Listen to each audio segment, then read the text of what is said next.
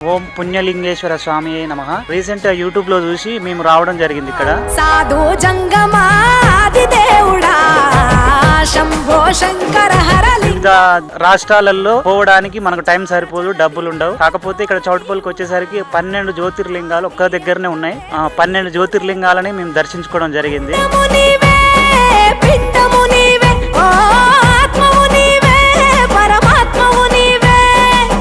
అభిషేకం చేయడం జరిగింది. చాలా సంతోషకరంగా.